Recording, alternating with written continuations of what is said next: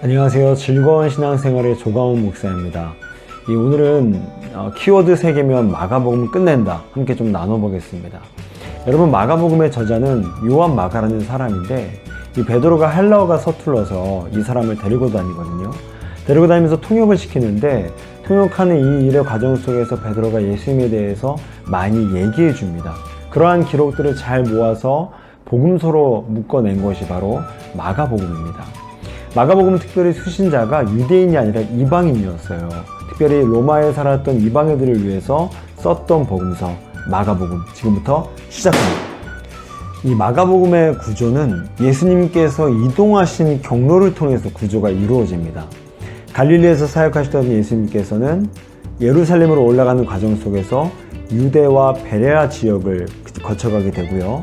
유대와 베레아 지역에서 예수님은 예루살렘으로 올라가셔서 거기서 십자가에서 못 박혀 돌아가시게 됩니다.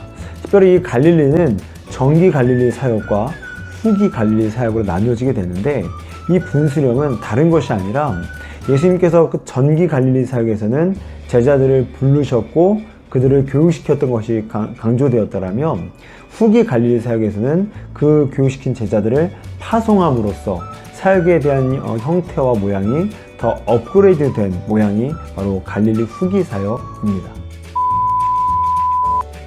여러분, 마가복음을 받아든 수신자들의 상황은요, 그 당시에 황제였던 이 네로 황제, 로마 황제죠. 이 황제가 기독교인들을 굉장히 괴롭혔습니다.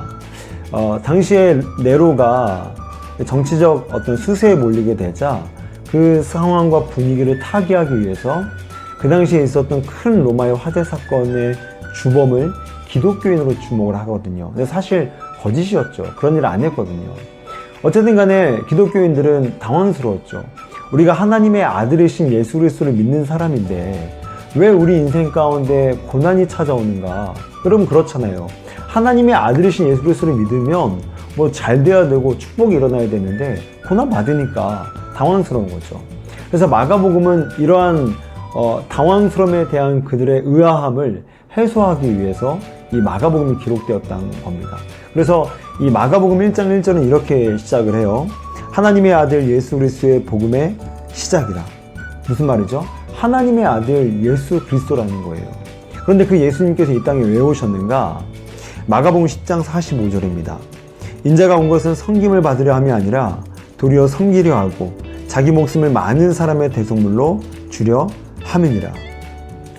여러분, 무슨 말이냐면 하나님의 아들이신 예수 그리스도가 능력이 없어서 힘이 없어서 고난을 받으신 것이 아니라 그분은 고난을 받기 위해 이 땅에 오셨다는 거예요. 왜죠? 범죄한 인류를 구속하고 구원하기 위해서는 대신 벌을 받고 대신 고난을 받을 인류의 대표자가 필요했다는 거죠. 그분이 바로 예수 그리스도라는 겁니다. 그러니 예수님은 고난받기 위해 오셨다라는 복음이 바로 마가복음의 복음이에요. 그래서 마가복음은 고난의 복음이라고 불리웁니다. 여러분, 그래서 마가복음은 특징 중에 하나가 뭐냐면 이 나머지 3개 복음서와는 다르게요, 이 예수님의 고난을 다루는 그 십자가의 고통을 다루는 이 본문의 묘사가 마가복음 전체에서 40% 이상이 됩니다. 그만큼 많이 다뤘다는 거죠. 그러므로 마가복음은 고난의 복음입니다. 마가복음의 두 번째 키워드는 행동하는 복음이에요. 여러분, 마가복음에는요, 이 즉시, 곧 이런 말이 무려 41회나 나옵니다. 그러니까 나머지 3개의 복음서를 다 합쳐도 이만큼이 안 되거든요. 근데 그만큼 이러한 단어를 많이 썼다는 것은 행동을 강조하는 거예요. 즉시, 곧 뭐뭐 하셨더라. 그런데 왜 이렇게 마가복음이 이렇게 많이 이런 단어가 쓰였냐면, 말씀드렸죠. 마가복음은 이방인들을 대상으로 썼기 때문에 예수님의 탄생 배경이나 그분의 어린 시절에 대해서는 관심이 없습니다. 왜냐면 당장 직면한 현실의 문제를 해결할 메시아를 찾기 때문에 그런 거 뭐 언제 태어났는지 그런 거 관심 없죠.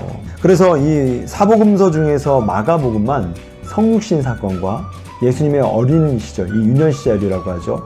이 유년 시절을 다루지 않습니다.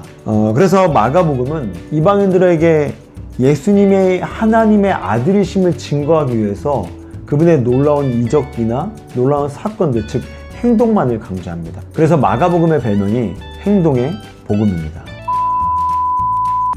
자, 키워드 3번째, 일상의 복음입니다. 여러분, 마가복음은요, 나머지 세 개의 복음서와는 좀 더 다르게 어떤 존재, 상태에 대해서 굉장히 많이 집중하고 강조합니다. 예를 들면 이 거라사 귀신 들린 자가 무덤에서 자기를 자해하는 모습도 마가복음에서만 나오고요. 혈루증 여인이 이 치유받는 모습, 되게 드라마틱하죠. 마가복음에만 나옵니다. 그런가 하면 예수님의 직업이 목수였다는 것, 되게 인간적이잖아요. 이건 역시도 마가복음에만 나옵니다.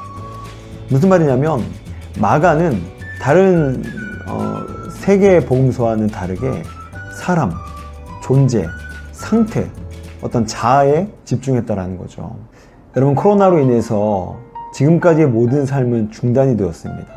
그래서 우리는 일상에 대한 새로운 고찰과 일상에 대한 새로운 대안을 나 스스로에게 또 남들에게도 제시해야 되는 그런 거룩한 사명을 받았죠. 마가복음을 통해서 새로운 일상에 대한 대안을 또한 그것에 대한 해답을 찾아가는 우리가 되기를 소망해 봅니다.